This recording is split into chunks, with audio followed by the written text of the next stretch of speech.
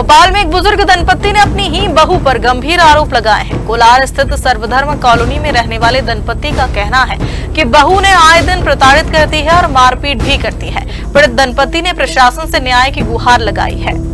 कोलार के सी सेक्टर स्थित सर्वधर्म कॉलोनी में रहने वाली अनिल सक्सेना और सुधा सक्सेना ने अपनी बहू पर गंभीर आरोप लगाए हैं। बुजुर्ग दंपत्ति का कहना है कि उनकी बहू ने उनका जीना मुश्किल कर दिया है और आए दिन उनके साथ मारपीट की जाती है।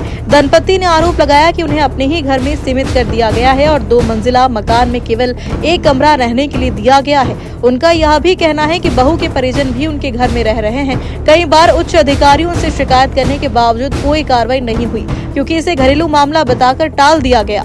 पीड़ित दंपत्ति ने मांग की है कि उन्हें उनका घर वापस दिलाया जाए और बहू के कथित अत्याचारों से मुक्ति दिलाई जाए ताकि वे सम्मान पूर्वक जीवन जी सके। तो धक्के देके नीचे तक आ गया वो उसका बाप। मेरे मोबाइल मैंने 112 डायल करने की कोशिश करी तो मोबाइल छीन रहा है। इंदौर के खजराना थाना क्षेत्र में चाकूबाजी की घटना में पुलिस ने बड़ी कार्रवाई करते हुए दोनों आरोपियों को गिरफ्तार कर लिया है। गिरफ्तारी के दौरान आरोपी पुलिस को देखकर भागने लगे। इस दौरान दीवार कूदने से दोनों के हाथ पैर में चोट लग गई। खजराना थाना पुलिस ने हीना कॉलोनी में चाकूबाजी की घटना में शामिल दोनों आरोपियों को गिरफ्तार किया है। पुलिस के मुताबिक आरोपी पुलिस टीम को देखकर भागने लगे और दीवार कूदते समय घायल हो गए।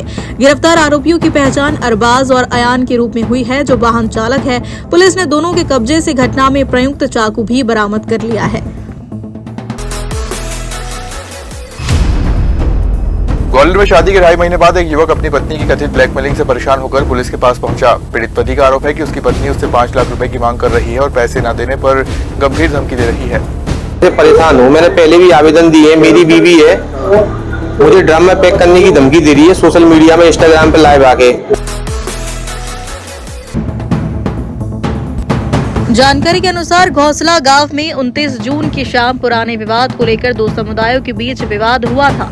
ग्रामीणों का आरोप है कि मामले में आवेदन देने के बावजूद समय पर कार्रवाई नहीं की गई। इसी से नाराज होकर मंगलवार शाम करीब 7:30 बजे 150 से 200 लोग उज्जैन आगर नेशनल हाईवे पर पहुंच गए और सड़क पर बैठकर चक्का जाम कर दिया। प्रदर्शन के दौरान लोगों ने हनुमान चालीसा का पाठ भी किया और पुलिस प्रशासन के खिलाफ नारेबाजी की। चक्का जाम के चलते हाईवे पर करीब 500 मीटर तक वाहनों की लंबी कतार लग गई और यातायात प्रभावित रहा। सूचना मिलने पर राघवी थाना प्रभारी वीरेंद्र सिंह बंदेवार मौके पर पहुंचे। उन्होंने ग्रामीणों से चर्चा कर उचित कार्रवाई का आश्वासन दिया, जिसके बाद करीब आधे घंटे बाद प्रदर्शन समाप्त हुआ और यातायात सामान्य हो सका। उज्जैन नगर निगम आयुक्त ने वार्ड क्रमांक 17 के विभिन्न क्षेत्रों का निरीक्षण कर सफाई व्यवस्था का जायजा लिया। इस दौरान उन्होंने नालियों की सफाई, कचरा प्रबंधन और कर्मचारियों की उपस्थिति को लेकर अधिकारियों को सख्त निर्देश दिए। सिंहस्थ महाकुंभ 2028 की तैयारियों को लेकर इस बार अत्याधुनिक तकनीक और विशाल पार्किंग व्यवस्था पर विशेष फोकस किया जा रहा है। उज्जैन रेंज के एडीजी राकेश गुप्ता ने बताया कि श्रद्धालुओं की भारी भीड़ को देखते हुए लगभग 3000 हेक्टेयर क्षेत्र में पार्किंग विकसित की जा रही है। एडीजी राकेश गुप्ता ने बताया कि सिंहस्थ महाकुंभ के दौरान सबसे बड़ी चुनौती लाखों श्रद्धालुओं के वाहनों का सुचारू पार्किंग प्रबंधन रहेगा।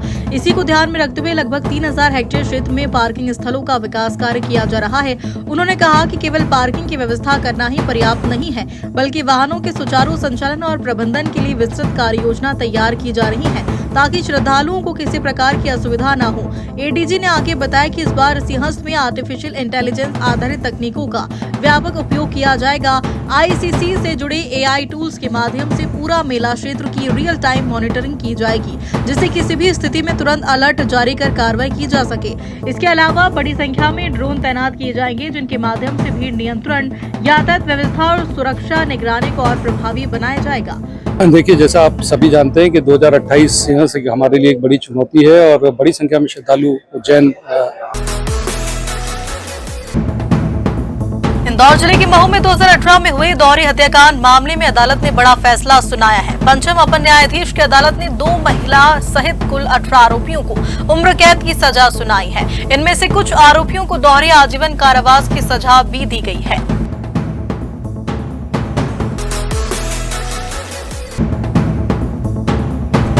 शुजालपुर की बकरी बाजार क्षेत्र में स्थित एक मैकेनिक की दुकान में चोरी की घटना सीसीटीवी कैमरे में रिकॉर्ड हो गई। दुकान संचालक अरबाज के अनुसार करीब 8 दिन पहले भी उनकी दुकान से अज्ञात बदमाश बैटरी सहित लगभग 15,000 रुपए का सामान चोरी कर ले गए थे। इसके अलावा पास स्थित एक आम के गोदाम से भी कई कैरेट आम चोरी होने की घटना सामने आई थी। लगातार हो रही वारदातों के बाद उन्होंने दुकान पर सीसीटीवी कैमरे लगवाए थे। सीसीटीवी फुटेज में साफ दिखाई देता है कि बदमाशों ने दुकान का ताला तोड़े बिना शटर को बाहर की ओर खींचकर नीचे से लगभग 6 इंच का गैप बनाया। इसी संकरी जगह से करीब 6 फीट लंबा युवक लेटकर दुकान के अंदर घुसता है। दुकान के अंदर पहुंचने के बाद उसकी नजर जब सीसीटीवी कैमरे पर पड़ती है तो वह उसी गैप में रेंगकर बाहर निकल जाता है। फुटेज में उसके अन्य साथी भी बाहर खड़े दिखाई दे रहे हैं। चोरी की घटना से नाराज रहवासियों ने थाने पर ज्ञापन सौंपकर आरोपियों को गिरफ्तार करने की मांग की। Bureau report, Shujalpur.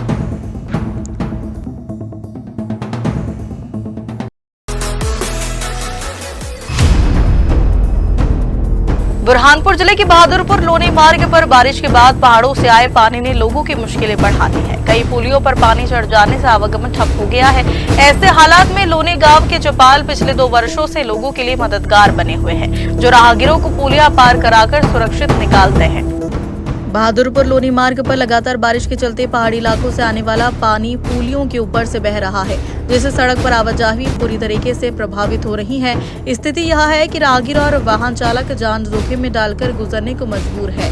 फिसलन के कारण 2 पहिया वाहन लगातार गिर रहे हैं। इसी बीच लोनी गांव के गोपाल पिछले 2 सालों से बारिश के दौरान लगातार पुलियों पर मौजूद रहते हैं और लोगों का हाथ पकड़कर उन्हें सुरक्षित पार कराते हैं ताकि कोई हादसा न हो। स्थानीय लोगों का कहना है कि गोपाल जैसे लोग समाज के लिए मिसाल है, लेकिन सवाल यह है कि आखिर कब तक लोग खुद अपनी जान जोखिम में डालकर रास्ता पार करते रहेंगे और प्रशासन कब इस समस्या का स्थायी समाधान करेगा।